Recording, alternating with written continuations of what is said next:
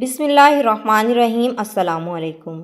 एक इलाके में एक बाबा जी का इंतकाल हो गया। जनाजा तैयार हुआ और जब उठाकर कब्रिस्तान जाने लगे तो एक आदमी आगे आया और चारपाई का एक पाँव पकड़ कर बोला, मरने वाले ने मेरे 15 लाख रुपए देने हैं, पहले मुझे पैसे दे दो, फिर इसको दफन करने दूंगा।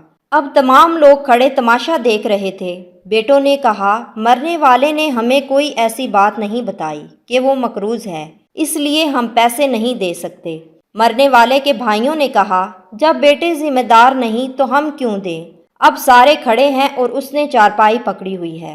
जब बात घर की औरतों तक पहुंची, मरने वाले की अकलौती बेटी ने जब ये बात सुनी तो फौरन अपना सारा जेवर उतारा और अपनी सारी नकद रकम जमा करके उस आदमी के लिए भिजवा दी और कहा, अल्लाह के लिए ये रकम और जेवर बेचकर उसकी रकम रखो और मेरे अब्बू का जनाजा ना रोको।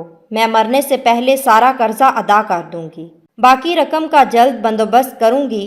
अब वो शख्स खड़ा हुआ और सारे मजमे को मुखातिब करके बोला, असल बात यह है कि मैंने मरने वाले से 15 लाख लेने नहीं बल्कि उसके 15 लाख देने हैं और इसके किसी वारिस को मैं नहीं जानता था, तो मैंने ये खेल खेला। अब मुझे पता चल चुका है इसकी वारिस एक बेटी है और उसका कोई बेटा और भाई नहीं। अब भाई मुंह उठाकर उसे देख रहे थे और बेटे भी। मोहतरम दोस्तों, जिनकी बेटियां हैं बहुत खुशनसीब हैं, लिहाजा बेटी की पैदाइश पर खुश होना चाहिए। बेटियों की शरीयत में बहुत फजीलत बयान की गई है।